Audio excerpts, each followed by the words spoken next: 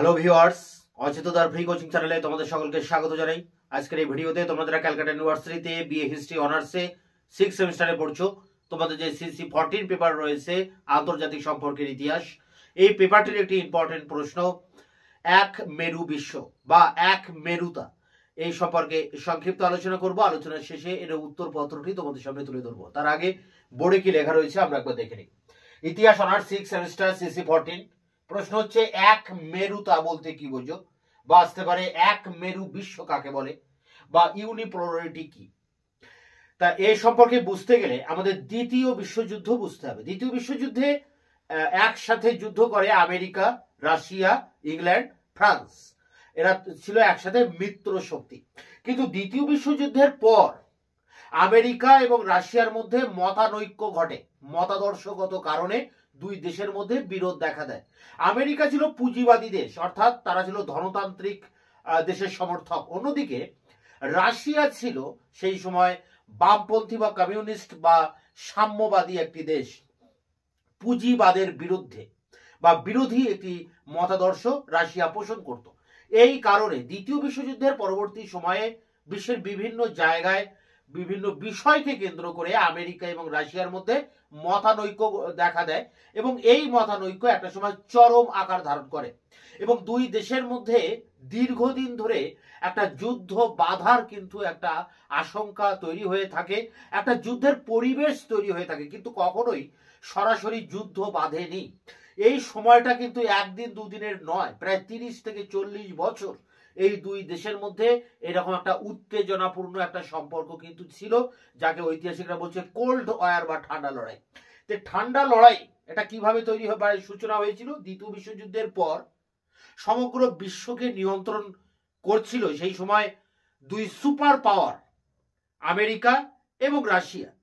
তাই অনেক বিশেষজ্ঞরা অনুমান করছেন যে দ্বিতীয় বিশ্বযুদ্ধের পর বিশ্ব রাজনীতি অনেকটা এই দুই সুপার পাওয়ার কিন্তু নিয়ন্ত্রণ করেছিল। একদিকে ছিল আমেরিকার নেতৃত্বাধীন পুঁজিবাদী বা ধনতান্ত্রিক বিশ্ব বা রাষ্ট্রের জোট, যাকে আমরা বলি এক মেরু প্রথম বিশ্ব যাকে বলি আমরা, আর এর উল্টো দিকে ছিল সোভিয়েত রাশিয়ার নেতৃত্বে সাম্যবাদী জোট, যাকে বলা হয় দ্বিতীয় বিশ্ব। তাহলে সমগ্র বিশ্ব দুটো ভাগে ভাগ হয়ে যাচ্ছে, একটি ধনতান্ত্রিক জোট, একটি সাম্যবাদী জোট। এই দুটো ভাগে বিশ্বের শক্তি সাম্যের এই যে বিভাজন, এই বিভাজনটাকে বলা হচ্ছে দ্বিমেরুকরণ, অর্থাৎ দুটি ভাগে ভাগ হয়ে যাচ্ছে বিশ্ব রাজনীতি, তাই একে বলা হচ্ছে দ্বিমেরুকরণ, বায়োপোলারিজম। কিন্তু একটা সময় গিয়ে মানে ঠান্ডা লড়াই শেষ হয় যখন, সেই 1991 সালে যখন সোভিয়েত ইউনিয়নের পতন হয়, যখন রাশিয়া তার যে ইউনিয়ন তৈরি করেছিল সেই ইউনিয়নকে ভেঙে দেয়, তখন এই দ্বিমেরুকরণের অবসান ঘটে।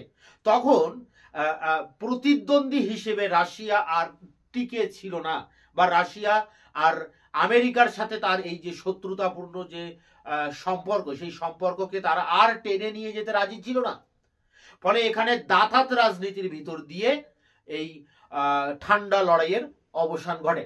যখনই ঠান্ডা লড়াইয়ের অবসান ঘটছে, অর্থাৎ সোভিয়েত ইউনিয়নের পতন হচ্ছে, তখন সমগ্র বিশ্বে একটাই মাত্র সুপার পাওয়ার মাথা তুলে দাঁড়ায়, তার নাম আমেরিকা। আমেরিকার নেতৃত্বে সমগ্র বিশ্ব রাজনীতি তখন আবর্তিত হতে থাকে এবং আমেরিকা এমন একটা সুপার পাওয়ার হিসেবে মাথা তুলে দাঁড়ায় যাকে চ্যালেঞ্জ করার মতো কোনো শক্তি সেই সময় কিন্তু বিশ্বে ছিল না। অর্থাৎ আগে ছিল দুটি ভাগে ভাগ ছিল, দ্বিমেরুকরণ ছিল। একদিকে ছিল রাশিয়ার নেতৃত্বে দ্বিতীয় বিশ্ব, আর একদিকে ছিল আমেরিকার নেতৃত্বে প্রথম বিশ্ব। কিন্তু সোভিয়েত ইউনিয়ন বা রাশিয়ার পতনের পর আমেরিকা একাই দাঁড়িয়ে থাকে বিশ্ব রাজনীতিতে, অর্থাৎ এখন হয়ে যাচ্ছে এক মেরু বিশ্ব, অর্থাৎ এক মেরুতা। তা এখানে একটা জিনিস মাথায় রাখতে হবে যে এই যে আমেরিকার নেতৃত্বে এক মেরু বিশ্বের উত্থান এবং আমেরিকার যে বিভিন্ন কাজকর্ম, রাজনৈতিক কাজকর্ম, সামরিক কাজকর্ম, আরো অন্যান্য অর্থনৈতিক কাজকর্ম, এগুলো কিন্তু সমালোচনার ঊর্ধ্বে নয়, কিন্তু তার বিরুদ্ধে সমালোচনা করা, তাকে চ্যালেঞ্জ করার মতো শক্তি সেই সময় বিশ্বে কিন্তু ছিল না। ফলে আমেরিকা সহজেই তার প্রভুত্ব সারা বিশ্ব জুড়ে ছড়িয়ে দেয় এবং বিভিন্ন দেশের উপরে সে মাথা তুলে দাঁড়ায়, সে একটাই সুপার পাওয়ার হিসাবে মাথা তুলে দাঁড়ায়। রাশিয়া সামরিক শক্তিতে আমেরিকার প্রতিদ্বন্দ্বী ছিল, কিন্তু যখন সোভিয়েত রাশিয়ার পতন হয় তখন আর আমেরিকার যে প্রতিদ্বন্দ্বী বা আমেরিকাকে চ্যালেঞ্জ করার মতো কিন্তু আর কেউই পড়ে ছিল না। সেই জায়গা থেকে উদ্ভব ঘটে বা তার উৎপত্তি ঘটে এই এক মেরুতার ধারণা বা এক মেরু বিশ্বের ধারণা। তা শুধুমাত্র এই যে ব্যাপারটা আমি এতক্ষণ বললাম, এটা ছিল রাজনৈতিক এক মেরু, রাজনৈতিক দিক দিয়ে এক মেরুকরণ, সামরিক দিক দিয়ে এক মেরুকরণ। এবার আসছি অর্থনৈতিক ক্ষেত্রে এক মেরুতা, অর্থাৎ আমেরিকার বহুজাতিক যে সমস্ত সংস্থাগুলো রয়েছে, যেমন কোকোকোলা, ফেসবুক, গুগল, ইউটিউব, একাধিক সংস্থা রয়েছে, বহুজাতিক সংস্থা, যে সংস্থা সারা বিশ্ব জুড়ে তারা বাণিজ্য করছে, সারা বিশ্বের যে বিপণন যে ব্যবস্থা, সেই ব্যবস্থার সিংহভাগ তারাই দখল করে রেখেছে, তারাই পরিচালনা করছে।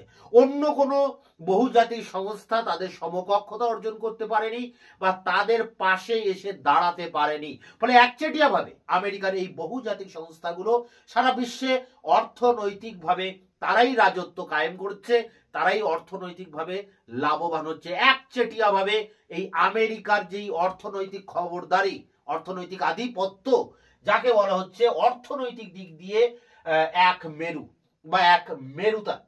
এখানে 1944 সালে ব্রেটন উডস সম্মেলন হয় বা ব্যবস্থা হয়, যে ব্যবস্থা আমেরিকার এই যে অর্থনৈতিক ক্ষেত্রে যে একাধিপত্য তাকে আরো বেশি প্রসারিত করেছিল। কারণ এই ব্রেটন উডস ব্যবস্থার ভিতর দিয়ে জন্ম লাভ করে বিশ্ব ব্যাংক, আন্তর্জাতিক ব্যাংক, এছাড়া বিশ্ব বাণিজ্য সংস্থা, এই সমস্ত বড় বড় অর্গানাইজেশন গুলোর আবির্ভাব ঘটে। IMF, ইন্টারন্যাশনাল মানি ফান্ড, বিশ্ব ব্যাংক, ইন্টারন্যাশনাল ব্যাংক বা বিশ্ব বাণিজ্য সংস্থা WTO, এগুলো কিন্তু উৎপত্তি হয়, এগুলো তৈরি হয় এই ব্রেটন উডস সম্মেলনের ভিতর দিয়ে। এবং এই সমস্ত আন্তর্জাতিক সংস্থা, বিশ্ব ব্যাংক, আন্তর্জাতিক ব্যাংক, ওয়ার্ল্ড ব্যাংক, IMF এবং WTO, এগুলো কিন্তু প্রত্যক্ষভাবে নিয়ন্ত্রণ করে আমেরিকা, এবং এগুলোর ভিতর দিয়ে আমেরিকা অনেক বেশি লাভবান হয়, তার এই বহুজাতিক কার্যকলাপ আরো বেশি প্রসারিত করতে পারে। তা এই শুধুমাত্র যে অর্থনৈতিক ক্ষেত্রেই আমেরিকা এই যে একাধিপত্য বিস্তার করছে তা নয়, সামরিক দিক দিয়েও আমেরিকার যে মানে শক্তি বা সামরিক যে শৌর্য, সেটা কিন্তু সারা বিশ্বব্যাপী ছড়িয়ে রয়েছে আমেরিকার এই দাদাগিরি, যাকে আমরা বলছি এক মেরু বিশ্ব। এবং এক মেরু বিশ্ব কাকে বলে সেটা একটু বলতে গেলে এটাই বোঝায়, এই কথাটার যে তাৎক্ষণিক মানে ব্যাখ্যাটা কি বা এর যে আক্ষরিক অর্থটা কি। এক মেরু, এক মেরু মানে একটি মাত্র কেন্দ্র, একটি মাত্র কেন্দ্র থেকে সমস্ত ব্যবস্থাকে পরিচালনা করা হয়, তাকে বলা হয় এক মেরু। অর্থাৎ বিশ্বে সমস্ত রাজনৈতিক ক্ষমতার কেন্দ্রবিন্দু একটা জায়গায় সীমাবদ্ধ বা একটা জায়গায় আবদ্ধ, সেই জায়গা থেকে, সেই একটি মাত্র কেন্দ্র থেকে সমগ্র বিশ্ব ব্যবস্থাকে নিয়ন্ত্রণ করা হয়, তাকে বলা হয় এক মেরু। অর্থাৎ এখানে বিশ্ব ব্যবস্থার ভর কেন্দ্র একটি মাত্র স্থানে রয়েছে, যার নাম আমেরিকা। আমেরিকাকে কেন্দ্র করে সারা বিশ্ব রাজনীতি আবর্তিত হচ্ছে, তাই একে বলা হচ্ছে এক মেরু। আমেরিকার এই এক মেরুকরণে আমেরিকার দোসর ছিল, দোসর বলতে তার সহকারী, তার ডান হাত বা হাত যাই বলা হোক, সেই আমেরিকার দোসর ছিল ব্রিটেন এবং ফ্রান্স। কিন্তু ব্রিটেন এবং ফ্রান্স তার দোসর হলেও এদের ছাড়াও আমেরিকা একাই তার অর্থনৈতিক ক্ষমতা, তার সামরিক শৌর্যবীর্যের দ্বারা সে কিন্তু সারা বিশ্বে একাই তার আধিপত্য বিস্তার করতে সক্ষম হয়েছে। এক্ষেত্রে ব্রিটেন বা ফ্রান্সের সহযোগিতা তার কোনো প্রয়োজন হয়নি, তবু এই দুটি দেশকে তাদের দোসর বলা হয়। তা আলোচনা করলাম অর্থনৈতিক ক্ষেত্রে এক মেরু, আলোচনা করলাম রাজনৈতিক ক্ষেত্রে এক মেরু, আলোচনা করলাম সামরিক ক্ষেত্রে এক মেরু।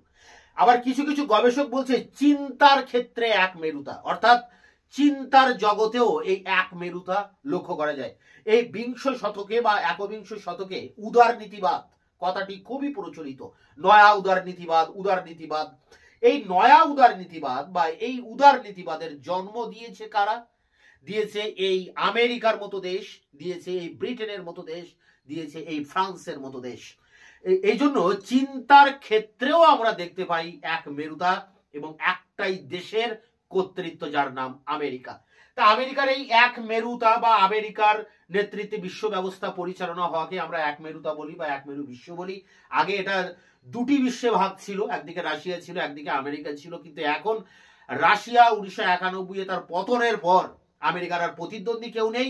আমেরিকা একাই সারা বিশ্বের প্রধান শক্তিতে সুপার পাওয়ারে পরিণত হয়েছে, যাকে চ্যালেঞ্জ করার মতো ক্ষমতা কেউ এখনো দেখাতে পারেনি। এই কারণে এই এক মেরু বিশ্বের ধারণা জন্ম লাভ করেছে এবং এখন বহু আলোচিত একটি বিষয়। তো এর যে প্রপার অ্যান্সার রয়েছে 5 নম্বর কোশ্চেন অ্যান্সার, সেটি নিয়ে আমি এবার অন স্ক্রিনে তোমাদের সামনে আলোচনা করছি। CUBA history honours 6M CC 14 এক মেরু বিশ্ব বা এক মেরুতার বৈশিষ্ট্য বা ইউনিপোলারিটি। দ্বিমেরুতার পাশাপাশি আরো দুটি ধারণা আন্তর্জাতিক রাজনীতির চত্বরে দীর্ঘকাল ধরে বিচরণ করে আসছে, যার একটি হলো এক মেরুতা বা ইউনিপোলারিটি এবং অন্যটি হলো বহুকেন্দ্রিকতা বা বহু কেন্দ্রবাদ বা পলিসেন্ট্রালিজম। এক মেরুতা হলো আন্তর্জাতিক রাজনীতিতে যখন রাজনৈতিক ক্রিয়াকর্মের একটিমাত্র কেন্দ্র থাকে এবং সেই কেন্দ্র থেকে যাবতীয় কাজকর্ম পরিচালনা করা হয়, তখন তাকে এক মেরুতা বলা যেতে পারে। অর্থাৎ এক মেরুতা হলো এমন এক রাজনৈতিক ব্যবস্থা যা কেবল একটি মাত্র মেরু বিশিষ্ট। তো এটা ছিল এক মেরুতার সংজ্ঞা। এরপরে দেখো সেকেন্ড প্যারা থেকে কি বলা হচ্ছে। দ্বিতীয় বিশ্বযুদ্ধের পর আন্তর্জাতিক রাজনীতির ওপর তদানীন্তন বিশ্বের দুই সুপার শক্তির প্রভাব এমনভাবে পড়ে এবং বিশ্ব রাজনীতি এমন একটি স্তরে উপনীত হয় যে আন্তর্জাতিক সম্পর্ক বিশেষজ্ঞগণ ধরে নেন যে বিশ্ব দুটি সুপার শক্তির প্রভাবে দ্বিধা বিভক্ত হয়ে পড়েছে এবং এই ভাবনা থেকেই তারা রাজনীতির দ্বিমেরুতা কথাটি প্রচলন করেন। কিন্তু 9এর দশকের গোড়ায় সোভিয়েত ইউনিয়নের পতনের পর রাজনীতির দ্বিমেরুতার অপমৃত্যু ঘটে এবং সমগ্র বিশ্ব রাজনীতির একটিমাত্র সুপার শক্তি অর্থাৎ আমেরিকার করতলগত হয়। আমেরিকার বিদেশ নীতি থেকে শুরু করে আন্তর্জাতিক রাজনীতি সংক্রান্ত তার কোনো পদক্ষেপকেই কেউ চ্যালেঞ্জ জানাতে পারেনি। অবশ্য আমেরিকার বিদেশ নীতি এবং আন্তর্জাতিক রাজনীতি সংক্রান্ত কোনো পদক্ষেপ যে সমালোচনার ঊর্ধ্বে থেকেছে তা নয়। মার্কিন যুক্তরাষ্ট্র আজ বিশ্ব রাজনীতির অন্যতম নিয়ামকের আসনে উপবিষ্ট। বিশ্ব রাজনীতির বিশাল প্রাঙ্গণে আমেরিকার দোসর হল ব্রিটেন ও ফ্রান্স, কিন্তু আমেরিকার অর্থবল ও সামরিক শৌর্য আজ এমন এক অবস্থায় এসেছে যে তার সাহায্যে সে একা আন্তর্জাতিক বিষয়ে যে কোনো সিদ্ধান্ত নিতে পারে এবং ব্রিটেন ও ফ্রান্স ছাড়া সে তাকে বাস্তবায়িত করে তুলতে পারে। সামরিক শক্তিতে রাশিয়া আমেরিকার সবচেয়ে বড় প্রতিদ্বন্দ্বী হলেও সামগ্রিকভাবে আমেরিকা রাশিয়ার সামরিক ক্ষমতাকে অনেক বেশি অতিক্রম করে গিয়েছিল।